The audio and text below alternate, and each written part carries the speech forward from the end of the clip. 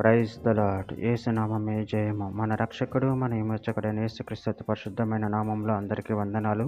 చిన్న ప్రార్థన ద్వారా ఉదయకాల వాక్య భాగం ధ్యానించుకుందాము. పరిశుద్ధుడా మహాగణుడైన దేవ యేసయ్యా, నాయన మీకు వేలాది వందనములు, కృతజ్ఞత, స్తుతి, స్తోత్రం చెల్లించుకుంటున్నాను దేవా. ఉదయకాలం ప్రభు వాక్య భాగం ధ్యానిస్తుండగా వాక్య భాగం అర్థమవులు సహాయం చేసి మీ కృపలో బలపరిచి మీకు మాదిరిగా మమ్మల్ని నడిపించి చిత్తాను మా జీవితంలో జరిగించమని చిన్న ప్రార్థన యేసునామములో అడిగి వేడుకుంటున్నాను తండ్రి. Amen amen.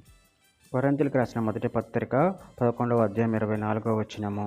దానిని విరిచి, ఇది మీ కొరకైన నా శరీరము, నన్ను జ్ఞాపకం చేసుకొనుటకై దీనిని చేయుడని చెప్పాను. ఆమె దేవుని వాక్య భాగం దీవించును కాక. ప్రభునందు ప్రియులారా, ఇక్కడ వాక్య భాగంలో గమనించినట్లయితే దానిని విరిచి, ఇది మీ కొరకైన నా శరీరము, నన్ను జ్ఞాపకం చేసుకొనుటకే దీనిని చేయుడని చెప్పాను.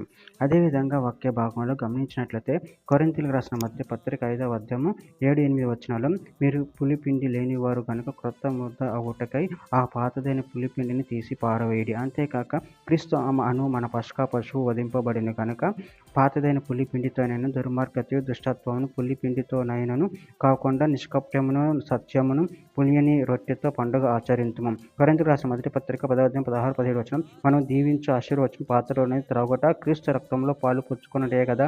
మనం విరుచు రొట్టె తినుట క్రీస్తు శరీరంలో పాలు పుచ్చుకున్నట్టే కదా.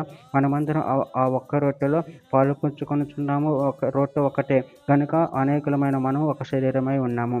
నిర్గమకాండం 12వ అధ్యాయం 14 వచనం, కాబట్టి ఈ దినమున మీకు జ్ఞాపకార్థమైన దగును, మీరు యెహోవాకు పండుగగా దాన్ని ఆచరింపవలను, తరతరములకు నిత్యమైన కట్టడగా దాన్ని ఆచరింపవలను.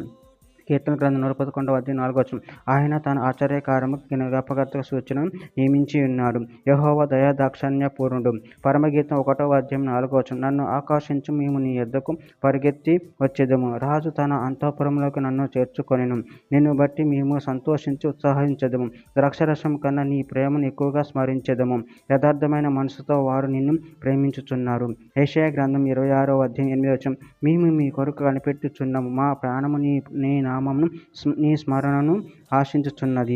చివరిగా ఒక మాట, కీర్తన గ్రంథం 22వ అధ్యాయం 26వ వచనం, దీనిలో భోజనం చేసి తృప్తి పొందెదరు, యెహోవాను వెతుక్కువారు ఆయనను స్తుతించెదరు, మీ హృదయంలో తెప్పరిల్లి నిత్యము బ్రతుకును. ఆమె దేవుడి వాక్య భాగం దీవించును కాక. చిన్న ప్రార్థన చేసుకుందాము. పరిశుద్ధుడ మహాగణుడైన దేవ యేసయ్య, మీరు ఇచ్చిన వాక్యదానాన్ని బట్టి ప్రాముఖ్యతలు చెల్లించుకుంటాను తండ్రి. నాయన, మీరు ఇచ్చిన ధన్యతను మేము కాపాడుకొని దానిని ఆచరించి నిన్ను మహిమపరిచి గణపరిచేవారు మన శక్తిని బలాన్ని మాకు అనుగ్రహించి మీ ప్రేమ కృపను మమ్మల్ని నిరంతరం కాచి కాపాడమని చిన్న ప్రార్థన నామములో అడిగి పెట్టుకుంటున్నాను తండ్రి. ఆమెన్.